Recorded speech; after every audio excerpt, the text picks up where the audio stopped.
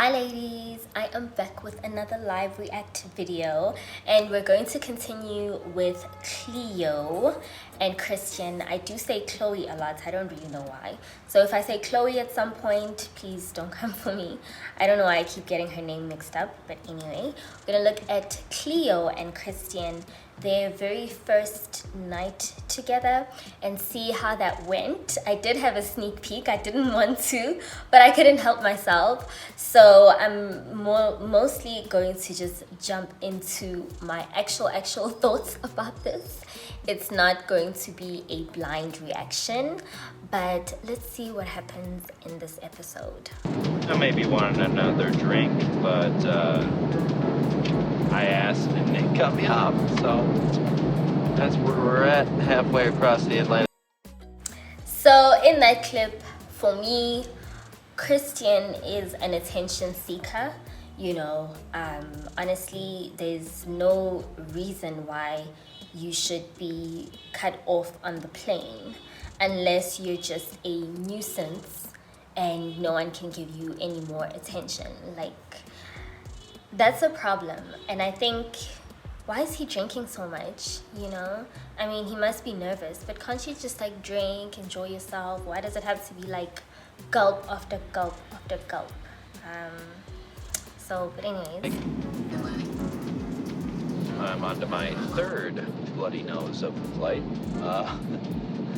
Something about the dry hair, I don't know.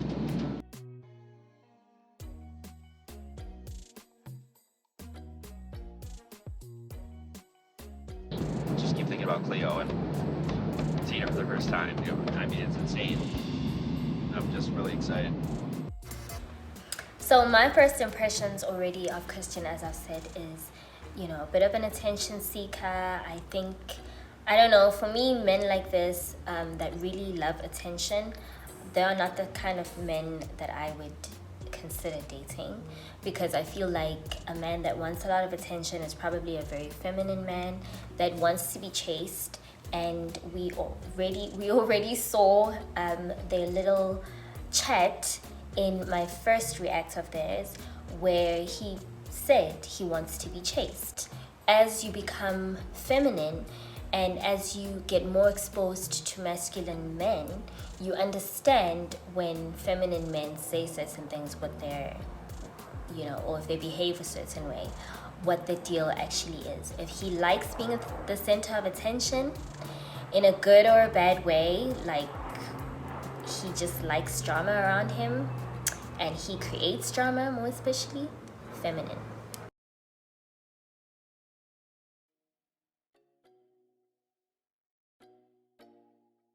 Right, girls, you know, how do you trade? I'm gonna go and get Daddy, okay? Okay, wait, we cannot not address that.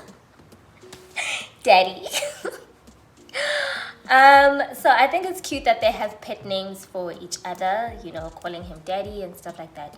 But I noticed that she has a pet name for him. He doesn't have a pet name for her. That's already a red flag for me, because it feels like the one is more invested than the other. But yeah.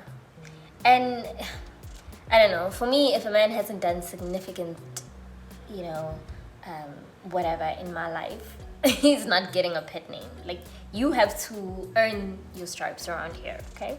You don't just talk to me online, but that's just me. So the thing with Cleo is that she's got her autism, and she's also transitioning, she's transgender. So this is something that makes her unique. And I think for me, it's a very fine line between being unique and, you know, almost presenting all your problems and almost leading with, you know. And I say problems because, you know, if you're not seeing it as you being unique, you see it as a problem. And like I said, I did watch this beforehand, so I picked up in her vocab that these are some of the things that she feels a little bit insecure about. And if you're already going to put it out there, then you need to see yourself as unique.